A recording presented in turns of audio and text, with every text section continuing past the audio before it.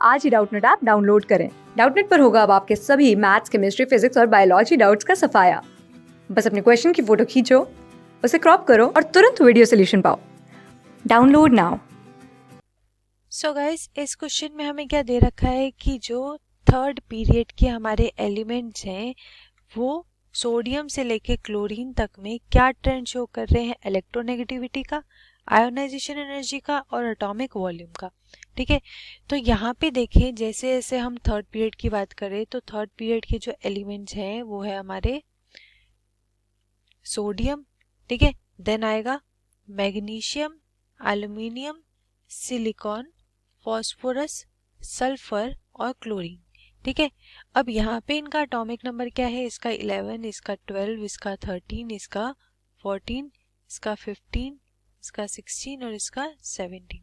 ठीक है, ये इलेक्ट्रॉनिक कॉन्फ़िगरेशन शो कर रहा है। हम इसकी वैलेंस इलेक्ट्रॉन कॉन्फ़िगरेशन की बात करेंगे तो इसकी है 3s1, इसकी हो जाएगी 3s2, इसकी हो जाएगी 3s2, 3p, 3p1, 3 इलेक्ट्रॉन है तो 3p1 और इसकी हो जाएगी 3s2, 3p2, इसकी हो जाएगी 3s2, 3p3, इसकी होगी 3s2, 3p4 और इसकी हो जाएगी 3s2, 3p5। ठीक है, अब यहाँ पे इनकी इलेक्ट्रॉनिक कॉन्फ़िगरेशन के हिसाब से हमें क्या करना है, यहाँ पे इलेक्ट्रोनेगेटिविटी का ट्रेंड देखना है, आयनाइजेशन एनर्जी का ट्रेंड देखना है और एटॉमिक वॉल्यूम का ट्रेंड देखना है। तो सबसे पहले तो देखें यहाँ पे जैसे जैसे मैं अलोंग द पीरियड बढ़ती जा रही हूँ तो यहाँ पे हमारे नंबर ऑफ प्रोटॉन्स बढ़ते जाते हैं क्योंकि एटॉमिक नंबर बढ़ रहा है और साथ ही साथ इलेक्ट्रॉन्स भी बढ़ रहे हैं। तो नंबर ऑफ प्रोटॉन्स जो है वो हमारे हावी हो जाते हैं और वो क्या करते हैं, जो न्यूक्लियस के ऊपर अफेक्टिव न्यूक्लियर चार्ज है, अफेक्टिव न्यूक्लियर चार्ज है वो क्या कर देते हैं, इंक्रीज करते चले जाते हैं। इसका मतलब क्या है कि जो हमारा अफेक्टिव न्यूक्लियर चार्ज है उसमें न्यूक्लियस का जो पॉजिटिव चार्ज है वो फोर्स ऑफ अट्रैक्शन अपना न्यूक्लियस का वैलेंस इलेक्ट्रॉन के साथ क्या करता जाएगा, इंक्रीज करता चला जाएगा। ठीक है, जिसकी वजह से क्या होगा कि एटॉमिक साइज जो है हमारा एलिमेंट का जैसे जैसे हम अलोंग द पीरियड जाएंगे वो क्या हो जाएगा, डिक्रीज हो जाएगा क्योंकि न्यूक्लियस उसके वैलेंस इलेक्ट्रॉन को ज्यादा होल्ड करेगा, ज्यादा अट्रैक्ट करेगा जो इसके साइज को छोटा कर देगा।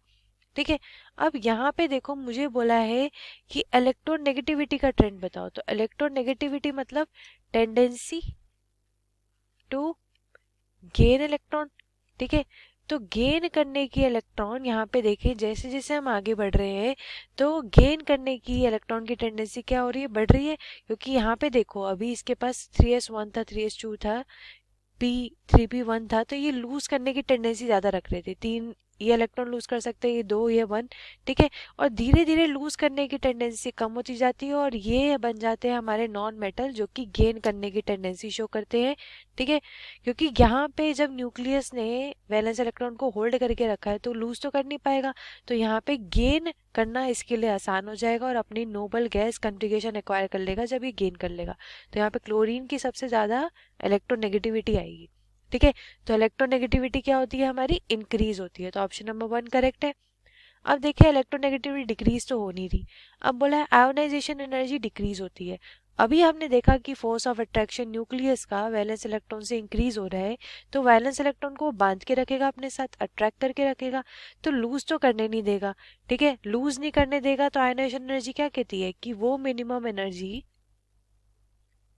जो कि रिक्वायर्ड हो to remove a valence electron, valence electron को रिमूव करने के लिए वो मिनिमम एनर्जी रिक्वायर्ड हो, तो उसके लिए आयनाइजेशन एनर्जी को क्या होना पड़ेगा, इंक्रीज होना पड़ेगा। और यहाँ पे क्या कर रहा है, वो डिक्रीमेंट शो कर रहा है, तो ये हमारा रॉन्ग ऑप्शन हो जाएगा।